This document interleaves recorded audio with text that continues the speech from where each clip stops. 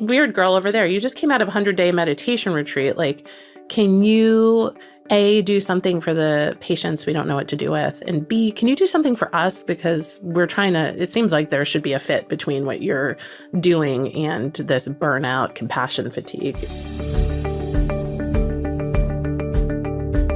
My guest today, Leah Weiss, is a Ph.D., a professor, teacher, researcher, meditation expert at Stanford University, specializing in the application of mindfulness and compassion. She teaches a number of the most popular classes at Stanford on compassion, world religion, philosophy, experimental introduction to Buddhism. She has a super cool new book out called How We Work. I actually began a conversation with Leah a couple of years back because I became fascinated with not just her academic work, but her personal journey. When you look at the body of work she's created and the incredible volume of people whose lives she has touched, it's really impressive. But what I didn't know when I first met her was that journey actually was set in motion when she was in 9th grade, when she stumbled into a class that was taught on enlightenment in high school, of all places. And that would end up serving her incredibly well because in her early years at Stanford, she suffered the loss of one of her closest, oldest friends. And that set in motion this incredible sojourn, which took her out of Stanford into India, into all sorts of really deep dives into who she is, the life and world around her, meditation and compassion, and why it really matters so deeply.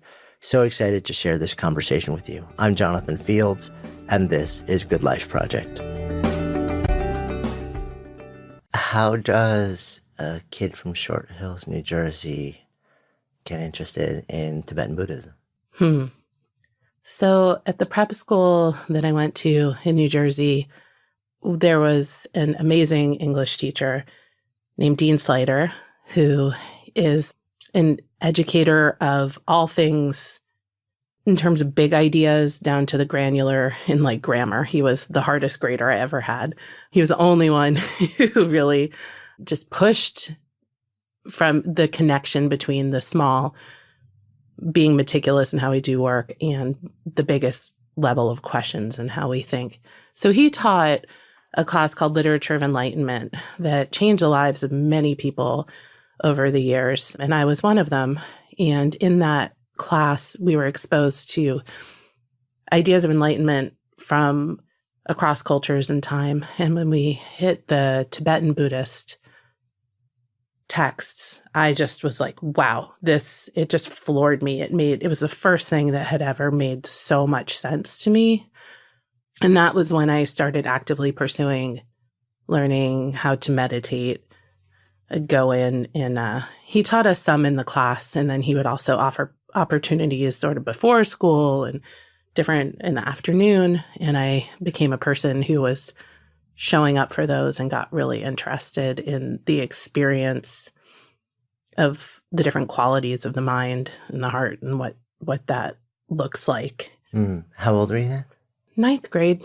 Oh, so this is young. This is like the very beginning of high school even. Mm-hmm. That's really unusual. Were you brought up in around spirituality or faith? My direct family was very much secular Jews. And I'd say like with the origin of a lot of the older generation, like very passionate about social justice. So I think early on for me through that generation, really seeing that our actions matter.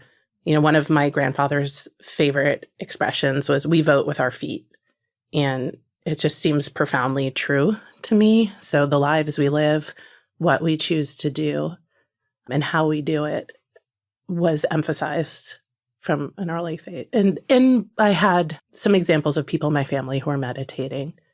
And I was always really curious about that. So before I was old enough to do it myself, my older siblings each had phases of time when they were from that same English teacher. Yeah, I was just meditating. wondering, it's like there's a lineage of this teacher through your family. It's so interesting. Did it cause, did your family just kind of see this as like as any kind of conflict, or just like, okay, so, well, this is interesting. It's another overlay of an approach to spirituality, and maybe not even spirituality, because I mean, there's a reasonable argument that a lot of the practices from Tibetan and other forms of Buddhism are actually more just a psychology of the mind, and practices that allow you to in some way cultivate it. Yeah. I think, I think at the best of what I got out of the Jewish religious education that I had was value for asking questions. And for me, the precision of the practices that I was getting out of the Buddhist context of learning different ways of looking at the mind and training the mind were very practical ways of engaging with similar questions. Yeah, it's almost like it allows you to cultivate a state of awareness and stillness that lets you almost like see more and understand what the deeper questions are. And does that resonate? I mean, that's just been my experience with a lot of these practices. Absolutely, it resonates. And I think that for me, that some of the most interesting conversations that I have are with other people who are coming from any number of religious backgrounds or just even very thoughtful secular humanists who are paying attention to how their lives happen and how they unfold in the sort of detail of the interactions in their mental and emotional and physical experience. Yeah. So at a young age, I'm curious, how did you interact with some of the more esoteric ideas of Tibetan Buddhism, like the idea of reincarnation and karma and when you start getting into that side of things? Yeah. It made a lot of sense to me. I mean, I think there were some things around early on. I saw a lot of discussion around dreams and the way we fall asleep and the different types of consciousness that we have just even in our 24 hours of our day of living a waking life, falling asleep, dreaming, waking up, living our days. That was very appealing to me conceptually. And I think also I've always been a person who would remember dreams and have lucid dreams and be interested in consciousness in that way. And, and I think this was another place that my family played into. My mom from very early age would ask questions about our dreams and what we experienced. And I think that there was a way in which that was part of the discussion, which made it something that I would focus on. And that's actually one of the things that I do with my kids now. I don't, insert a whole lot, but I will ask questions like, what was your dream? How did you feel? And what was it like? They go through phases where they have nightmares. And what was it like when you woke up and you realized it was a dream? To try to point to that idea of we're constructing during our sleep, during our lives, and that the insight that we can have about that is applicable.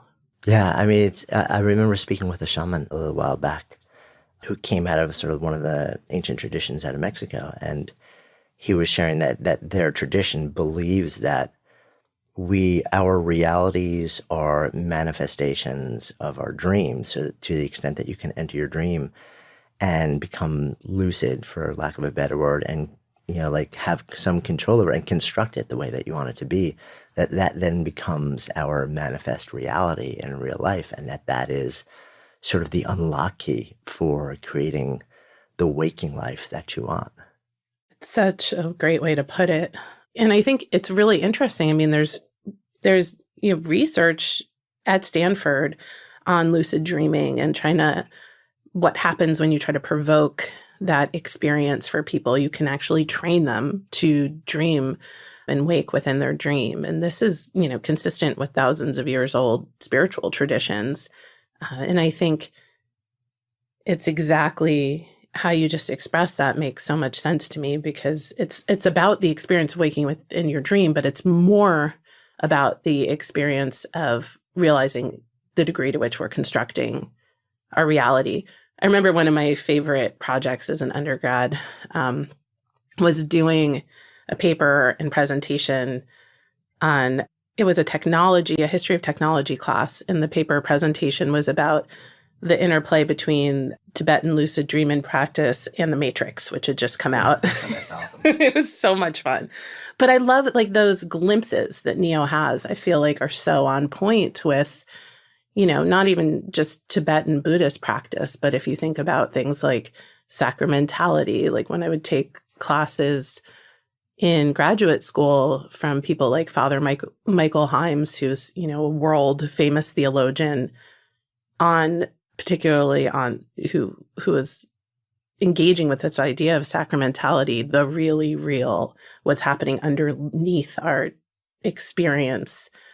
I think that this is something that all the wisdom traditions are pointing to, that we can access that through breaking open our constructions. And in my mind, this is another place where, research like Ali Crum at Stanford, she has done a lot of really interesting studies just about how we think about things like how we move our body or the food that we eat impacts our body's experience of how we're moving and the food we eat. Like there's such a strong feedback loop between mind and body that we're only beginning to be able to really capture, but I think is a long held intuition from wisdom traditions. Yeah, it is amazing how deep that connection is, right? There's, I can't remember who did the research. I remember reading a study where they were looking at housekeeping staff in a hotel.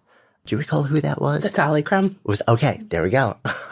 And where she showed that simply telling one group of the housekeeping staff that what they were doing, quote, qualified as legit exercise, and they went back afterwards and they measured, like real physiological changes in the body and the body mass index of the group that just thought that what they were doing qualified as exercise. Somehow doing the exact same thing, it changed them metabolically and physiologically, which is kind of mind-boggling because it really does speak to how much of we think about our physical destiny as being controlled by what we do, but how much of it, if like without changing anything that we do, like, is there a way to shift our intention and the way that our mind interacts with our body to just internally change it? It's kind of amazing. It's completely amazing the degree to which the body really does follow what we believe.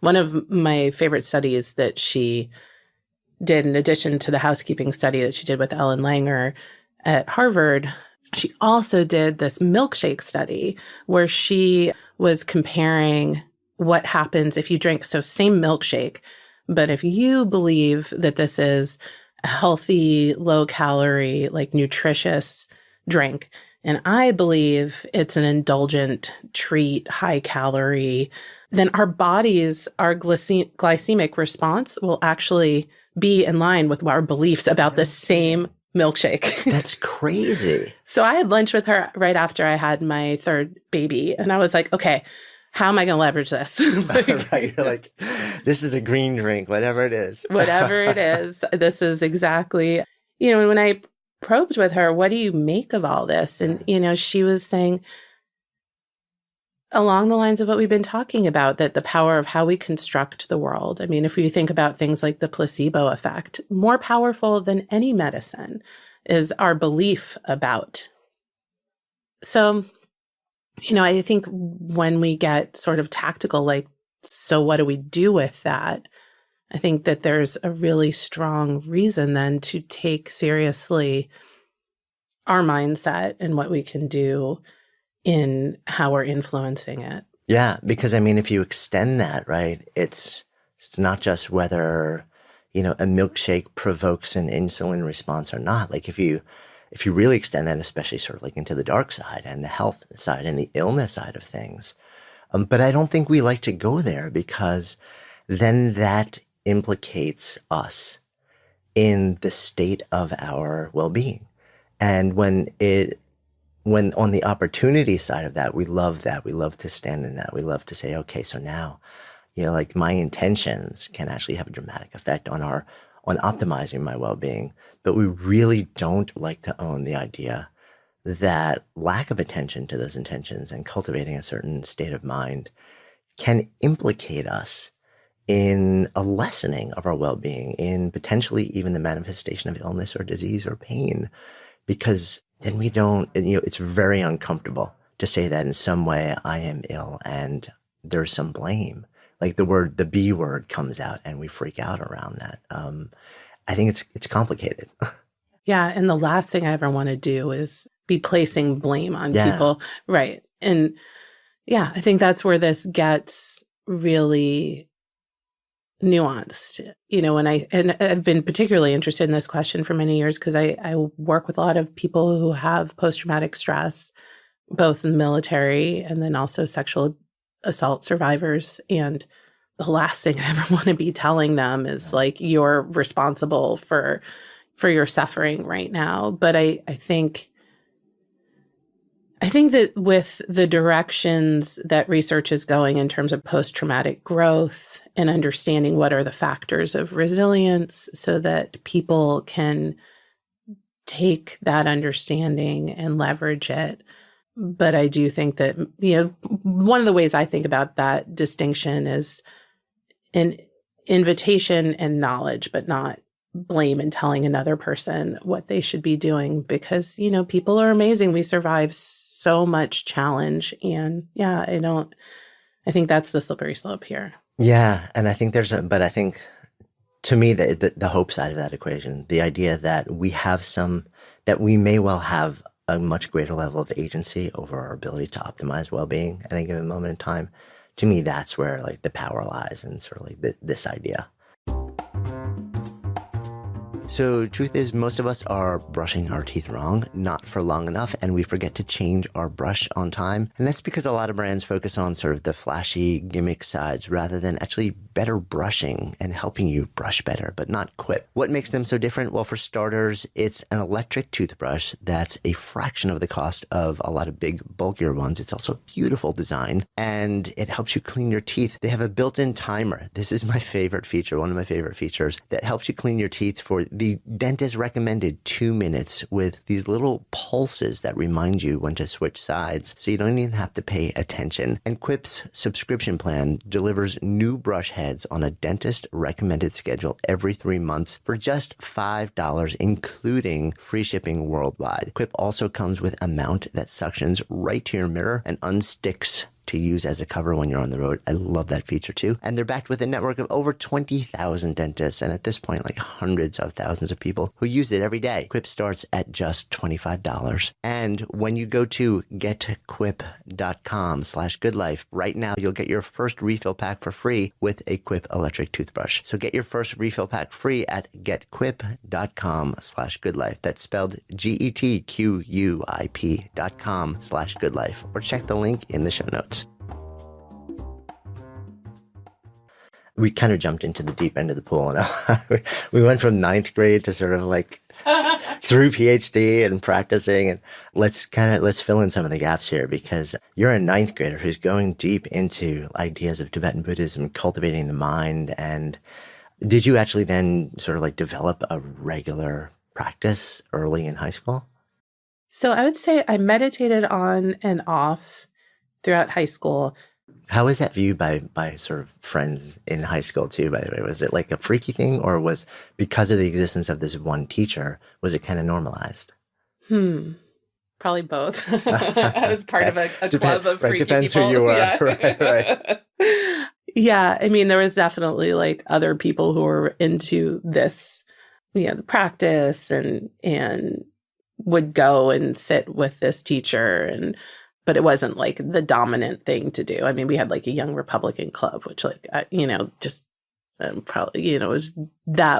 probably had higher attendance than the meditation club. Got it. So you moved through high school. As we know, you ended up going to Stanford to do your undergrad work. But somewhere after high school, you had a tragedy with a friend also. What happened? So one of my very closest friends from growing up in New Jersey, I spent so much time at his house. There was actually like a guest room that they called Leah's room. And after his freshman year in the college he had started out at, he transferred to Stanford, and he was having a really hard time. And I think he was hoping that changing location would help him. And what was happening that, we understood after the fact is he was having onset for really severe mental illness and was going through kind of manic phases interspersed with phases where he would return to his sort of usual self and really be in pain. And was he aware of the fact that he was sort of going there and coming back, or no? I don't think he was at the time. Whatever the idea that he was so smart. He was such a smart, thoughtful person and always cared so much about ideas. So when we were kids, we would study together, which would really be like just taking these deep dives into whatever the subject area was. And we would just talk, for hours and hours and hours after having read, trying to understand things. Like he was just that kind of a person who would make a subject, a history test, come alive and feel really like it really mattered. And so that quality continued, but his thinking became distorted, as, happens when we are in periods of mental crisis. And it was hard. We were both far from home. We were across the country. I was really worried about him. I think it was not a period of time when there was a kind of clarity about what resources are available to students and how to understand and get help. And so I felt a lot of responsibility, but also I couldn't understand it. I didn't know how to help him. My ability to help ground him diminished as his challenges got more severe. So eventually it just was impossible for him to stay in school. And he went home for, ostensibly a break. And I think at that point, it became clear that he needed to have some pretty acute mental health support, which he got. And he seemed to be doing better. And then he went home and he was pretty much surrounded by his family all the time. But there was a little window when they were out and he died by suicide. It was awful. And one of the last things he was actually reading was one of the Tibetan Buddhist texts. And I think he had taken some of the ideas around rebirth. And, I think in some sense they probably gave him hope for another round, another opportunity. Maybe he could come back in a more peaceful way. Yeah, he was just so agonized at that point. That had to have been, obviously terrible on so many levels, and you as sort of a lifelong friend, especially layered on top of an already, Stanford is not the type of place where you're just kind of kicking back and playing Frisbee every day. There's huge academic pressure. How were you when this all happened? So he had just left, and I decided, when right before spring break came up, and so I guess it was winter quarter, and my friends were all going on a trip, and I was just like, I can't. And I went on a meditation retreat. And so I was there when I got the call from my mom to tell me, and I just, crumbled, and I couldn't go back to school right away at all. So decided I had been planning further out to go and spend time in the Tibetan refugee community in northern India. And I just did that sooner. So I was like, I can't be in the classroom. I have to go pursue that. That felt really important and meaningful, and like it would hold some truth or something that felt reliable to me, which I just wasn't feeling like could happen in the classroom at that moment. So I missed the funeral because he was also Jewish. And so, this funerals happened really quickly. So by the time the news had gotten to me, it was already too late to be there for that. But I did get back for Shiva and then just stopped out from school and went to India for, I think that first trip was probably about a year because I just didn't, it took me a lot of time and to get settled in the Tibetan community there. And I was finding so much that was helpful that I just felt like I couldn't come back.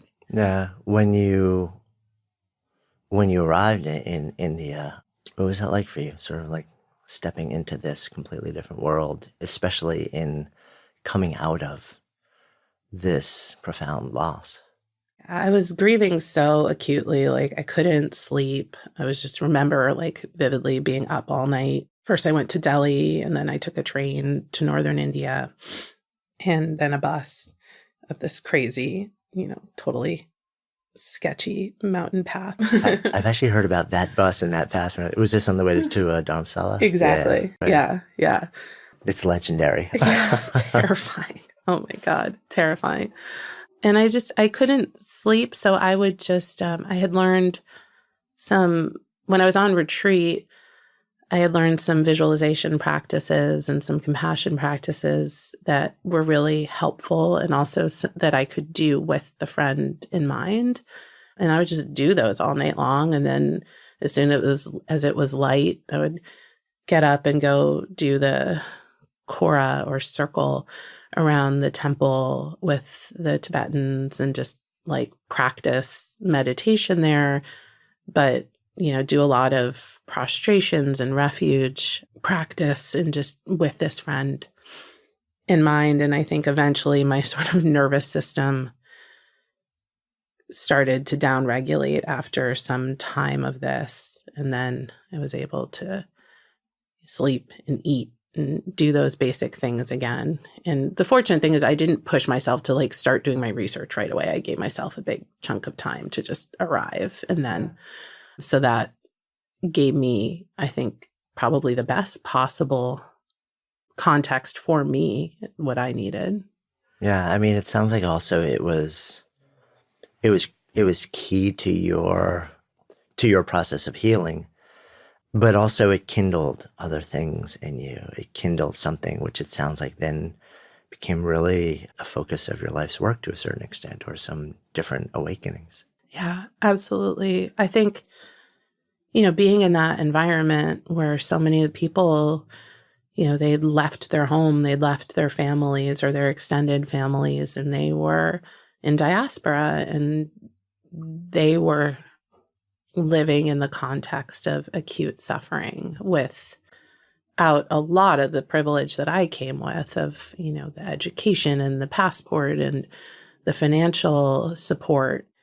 And so I think very quickly it helped me to see that if they could find a way of being amidst that uncertainty, then there was hope for me too, and then when I started spending time at the Tibetan the Tibetan Children's Village, which is basically an orphanage. And so it's a school that's above the town. So you'd walk up or take a rickshaw up, and the kids would live in these houses of like 50 people, 50 children with like a couple. And the couple is like younger than I am now, in their 30s often or 40s. And I spent time in these homes and just, seeing the way that I didn't know what their mindset was, but it was very clear that the parents taking care of these kids were finding so much. They were clearly practicing their, it's not just meditation, like their ritual and their chanting. And like, it was just so embedded in the way that they lived their life. Like you would have people sitting around with their long, thin paper pesha texts and chanting and praying while other people around them were eating. And, there was just such a focus on compassion practice and using suffering as a way to learn and connecting across suffering and across difference. So I just found myself like wanting to be around and understand, like, what are these practices that they're doing? And, started learning, actually getting better at learning Tibetan at that point. So I could have conversations with people directly and learn these texts without having to go through the translations. And then the other piece that was interesting at that time, there were so many people who were, they're in diaspora, they're refugees, they needed political help. So I would find myself frequently taking newcomers, that's what they were called, when they'd recently escaped from Tibet, and I would take them to go get help with getting their papers. And then sometimes I would take them down to Delhi, down that terrifying mountain bus ride that we just talked about. And I think that process of putting together the spiritual, the very practical, really appealed to me because everything felt so grounded in terms of like actually people who needed real practical help, like food and papers and a country to live in. It wasn't like the kind of spiritual practice that's sort of like self-centered or self-indulgent, because I think that those two together made a really big difference for me. And also, putting that together with the experience of losing my friend, I realized that I wanted to get more skills so I could support people with mental challenges and tactical challenges. And it was kind of out of all of those, trying to figure out how to be a caseworker with no resources and be a mental support, and talking with people about their trauma, and they speak about it very differently from different cultural contexts. So all of that got me really interested in what later became my desire to do social work training, so I could like actually have some skills and frameworks that I felt like I could pull from. Yeah. So it's like this was the underpinnings of it and the deeper practices and the just personal experience. How did you know it was time to go back? Well, first, my mom came to try to get me. That was a sign. And, I was like, well, while you're here, why don't you come and meet the Dalai Lama? I signed her up for one of these situations that she could do that in. And I'll never forget when he met her, he just started cracking up.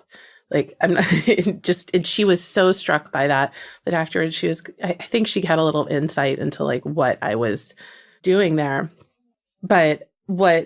And I didn't leave then, she went home. But eventually I got really sick, and that was what led me to go home. I was like super, super sick. And one of my good friends from Stanford had been traveling around, and then eventually like came and got me and helped me mobilize because I was like too sick to even get myself out at that point. So you end up back home, recovered, clearly. And when you go back to Stanford, it sounds like then there was this big shift towards more modern psychology of the mind, and like precise skills and practice skills and the social work. And that wasn't the end for you either. No, I've always loved this kind of intersection between the practice and like application, I guess. So I finished school, but then got another grant to go back, and this time try to provide skills and support for newcomer refugees. So I went again for a long period of time, offer these courses and try to feel out how I could come back and raise more money, basically, and try to create my thought at that point was like a loosely formed sort of, maybe it was technical skills that the Tibetans could get so that they could work and get paid. It was early days for the .com situation. There was just a lot of need for some very basic skills, but then I was struggling with the ethics on that and wanted to really talk to people and understand what kinds of work they wanted to do and figure out how to put that together. So my next sort of phase in Dharamsala, and then I spent a bunch of time in Bodha, Nepal, which is another big epicenter for Tibetan refugees, exploring all of that. Yeah. Somewhere in all of this also, you ended up doing some of the classical, really deep retreats, 100-day retreat, and which, I think about, like a 3-day retreat. Most people think about like 3 hours sort of in quiet. And then, in this country, it's becoming increasingly common to do the sort of more classic 10-day retreat. But part of the traditional Tibetan Buddhist path is you do a series of much longer, 100-day retreats and then 6-month. I think there's a 3-year one too, from what I recall. What makes you want to do that? Well, I just felt when I started practicing that there was so much there when you're asking questions and trying to understand the depths of our own attention and how our emotions work and what consciousness is, and really trying to get to the bottom of that. Those are big questions that require time to execute the practices that are designed to answer those questions. And I remember when I was finishing up college, I went on a meditation retreat with one of my teachers, and I was basically like, okay, as soon as I'm done with college, I want to go be in a cave and practice. And he was like, yeah, well, what about a 3-year retreat instead, or some longer retreats where we chunk out the content? And he was someone who had done multiple 3-year retreats. And he was like, I'm not loving the idea of you as a young woman in a cave. I'm feeling a little fatherly around trying to nix that. But I like the sentiment of the deep dive. And it took another couple of years to get together a group of us. And it was we were kind of binary. There were younger people. I was the youngest, but there were some who were 5, 6 years older than me, sort of early in career and life after college. And then there was a bunch of kind of retired folks. It was it makes sense. In the middle of, I couldn't do that today, or I wouldn't leave my kids. So he gave us the curriculum chunked out in 100-day increments so that we could go through the traditional training. And his takeaway, and a lot of people have seen that in the first generation of sort of convert Buddhists who did the 3-year retreats, some of them came out of that and had really impactful teaching careers. And some people who weren't the ones who were going to be the teachers, it, for whatever reason, just wasn't their personality, or that wasn't their role in life. It became really challenging for them to be gone for 3 years and then put things back together. So his answer to that was, let's do the 100 days, and then you can be pushing forward something with your career and the rest of your life in the rest of the year, which I think was still really, really challenging in application, because there's not a lot of jobs that are psyched about you coming and going like that. Right. So how many vacation days do I have? Exactly. 100. 100? Yeah. That's a weird conversation with HR. Yeah, totally. So my workaround for that was if in doubt, get some graduate degrees. So I lined up. That's when I was like, okay, great. I'll do social work school alongside it. And then I had to convince all the powers that be, because they were not excited about, there are all these required classes you had to take in the period of time I was gone. So I kind of finessed all of that. But what ended up working really well was going between these 100-day retreats and then being in the social work, is particularly the internships. So from retreat to the mental hospital. And this was around the time that there started to be a lot of conversation about compassion fatigue for providers and secondary trauma, and what does it mean for professional caregivers who are working with trauma day in and day out. And so I kind of organically ended up being asked, they were like, hey, you weird girl over there, you just came out of a 100-day meditation retreat. Can you A, do something for the patients we don't know what to do with? And B, can you do something for us? Because it seems like there should be a fit between what you're doing and this burnout, compassion fatigue issue. So I started offering those trainings. And this was, before mindfulness and compassion had the sort of buzz around them that they do now. It was kind of one of these, it'd been really popular in the 70s and died down. And now this was kind of still perceived to be a little bit of a throwback hippie thing. It wasn't there was no Wisdom 2.0 world yet. The Compassion Center at Stanford was just starting then. So it felt like a really important question. What does it mean to take practices, make them accessible, make them secular, so that people from different religious traditions can engage with them? So that was what I was doing between retreats and then going back and doing more practice. Yeah. I mean, it must have been so interesting also to go from 100 days on retreat into an institution where there was profound suffering, both within the patients and the providers, and, in different reasons, but they're both experiencing this deep suffering. And then to come from, be able to bridge with, okay, so now you have a modern skill set, and now you're going very deep into wisdom tradition based skill set, and then be able to say, okay, so let me meet these two groups at a point of maximum pain and see how these two different worlds blend together in a way that might be have sort of like compound interest, right? Maybe these can all work together in a way where we can create better outcomes for everyone.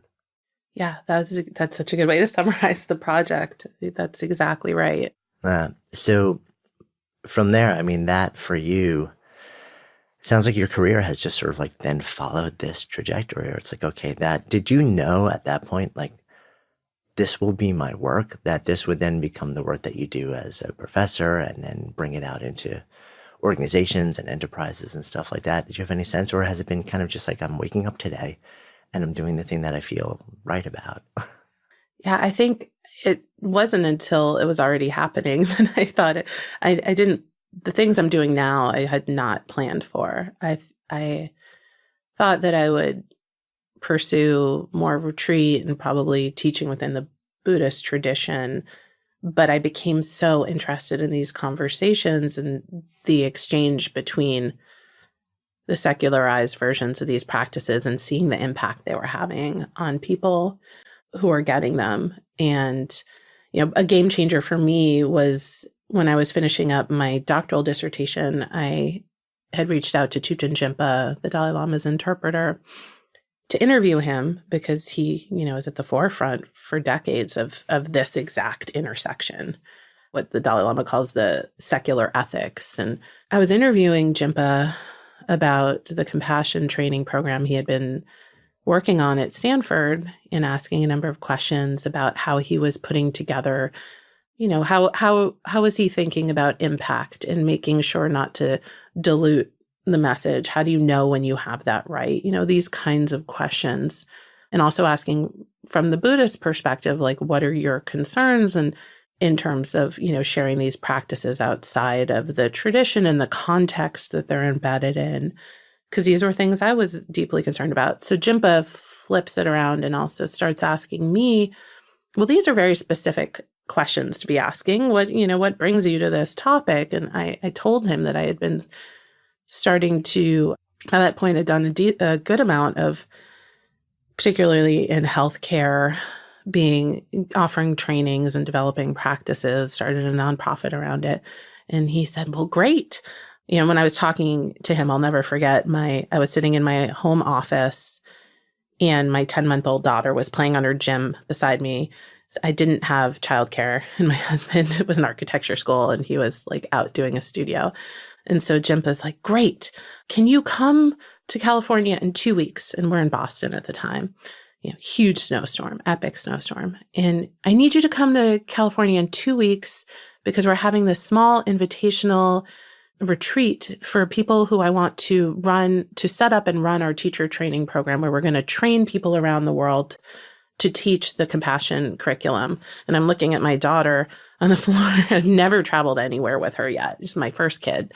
And I'm like, okay, like, we're going to make this happen. And we did get there. And the conversation to me was so exciting because it was this combination of people who were coming from deep contemplative traditions and neuroscience and, great research backgrounds. And it just felt like such a important time and place. So I ended up, pretty much by the end of that trip, we were there for a week, and I was ABD, little baby, hadn't finished my dissertation, and had agreed to go and be the director of education for this compassion center out of Stanford and help them, set it up, which was exciting.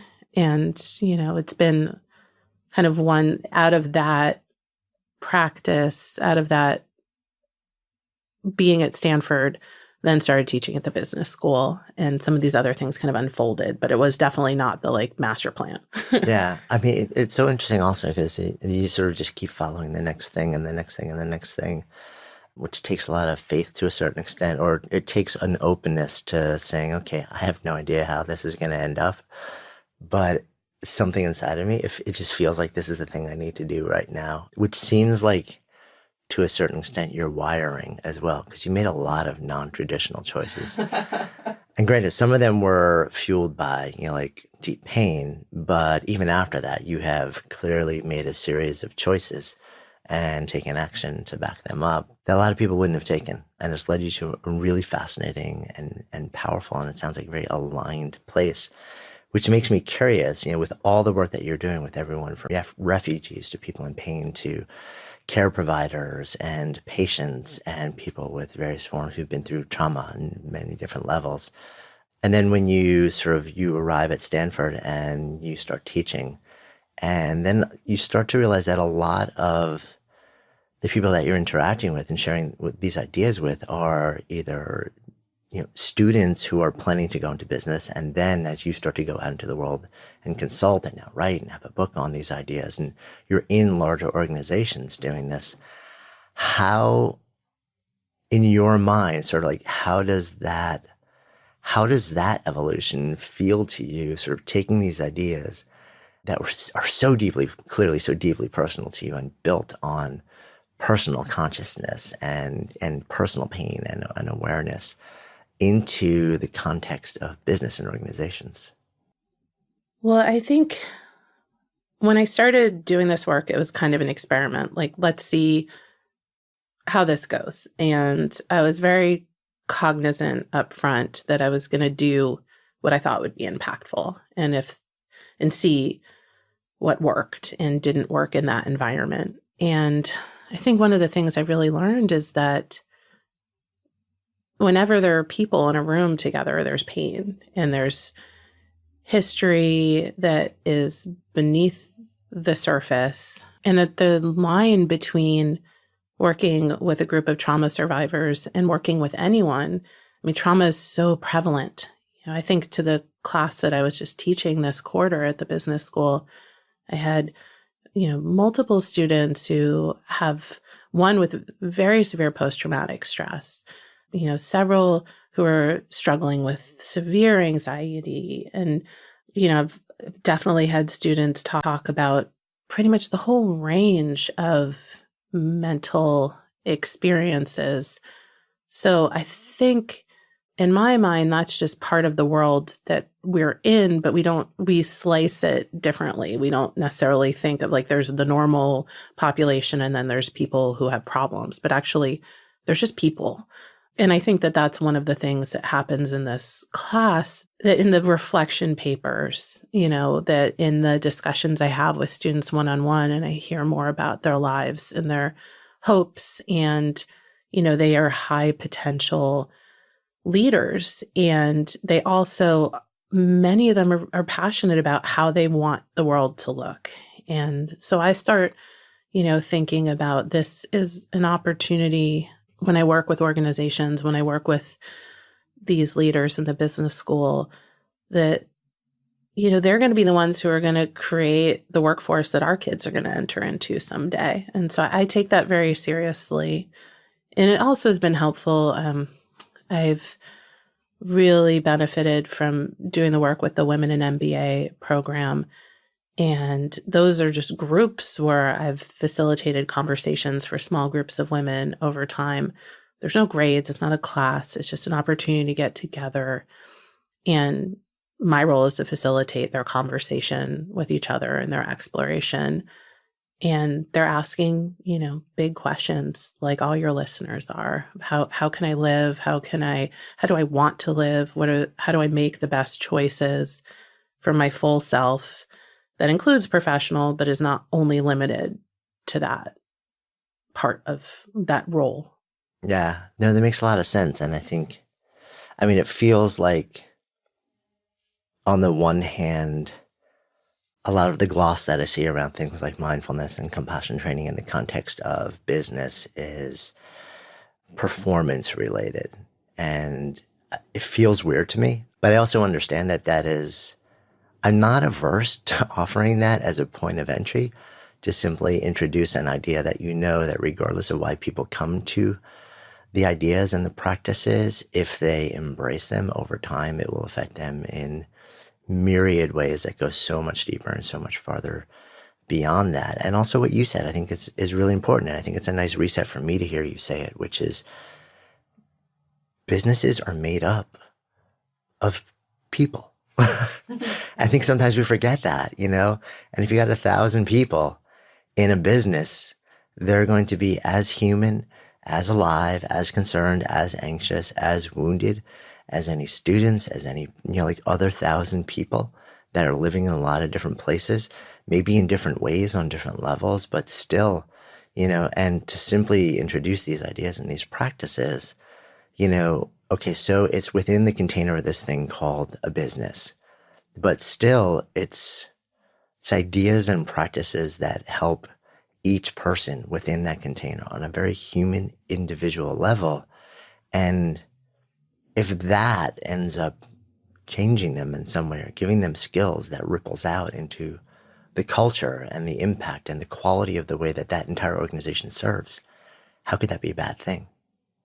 Yeah, I think that's, and I think for me, the other piece that became really important was just seeing the challenge of putting together the training that I had with what life looked like working full time with 3 little kids and struggling. And, I think for me, one of the really challenging times was after I had my 3rd child, and that postpartum and back to work time, it just was very real to me how the organizations respond and offer support and the challenges that so many people are going through alone in that space in their lives especially in transition times after, going back to work after you've had a child and you're exhausted. It's like you reach the peak of exhaustion right when maternity leave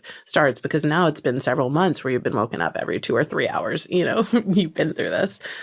And so I feel like there's one of the concerns I have about when we just teach practice on the individual level and we don't think in terms of organizations or systems, is it's not, when someone's in a toxic or an impossible context, we can give all the personal resilience tools in the world and we can change their mindset about that. But better would be if we can have the environment and the context and the organization be humanized. So I think for me, there becomes this really important opportunity now that I think leaders are thinking in terms of, okay, if there is a return on investment in making my workforce more compassionate, if that makes sense to the bottom line, how do I do that? I want to seize that moment and, really help think through, and it'll look different in different types of organizations. It'll look different in healthcare than it will in finance, than it will in tech, than it will in manufacturing. But I feel like this is a really important moment to be putting practical changes into place that hopefully will change the lives of, workers who also have families and, have sick loved ones that they're trying to look after, and all the realities that we're going through. We don't compartmentalize who we are in these different roles. They're all happening at one time. So how can our organizations that we spend our time in get that and do that better for themselves, for the bottom line, but also for us as people? Yeah, I mean, so it's like a 2-pronged approach, from bottom up and the top down simultaneously, and hopefully the effect of both, complements and amplifies each other. Really, I mean, I'm so interested in the work that you're doing, and also I'm really curious to see how this work gets adopted on a larger scale over the next 5-10 years, because I think we need it now on an individual level. I think our culture needs it now on a organizational and societal level. more than ever. And to the extent that we learn to be more mindful, to be more aware, to cultivate personal and cultural compassion. If not now, then when? So it feels like a good time for us to come full circle also. So I always wrap up with the same question with everybody. So as we sit here, if I offer the phrase out to live a good life, what comes up? To remember that we are embedded in networks of relationships, that we're never actually alone, and that our actions have deep and profound impact, that what we do matters. Thank you. Thank you. Hey, if you're still listening, thank you, thank you, thank you. I love that you've enjoyed this episode so much that you're still here. That's awesome. You are awesome. And while we're wrapping things up, might as well share a quick shout out to our really fantastic brand partners. If you dig this show, and I'm guessing you do because you're still here, please support them. They help make the podcast possible. Check out the links in today's show notes. Oh, and don't forget also, grab your spot at this year's Camp GLP. I will be there. Our amazing family will be there waiting to hug it out, to talk it out, to just really enjoy our time together. If you've been waiting, be sure to register soon and lock in your spot and get our final $100 discount. Visit goodlifeproject.com/camp today to learn more, or just click the link in the show notes. See you next week.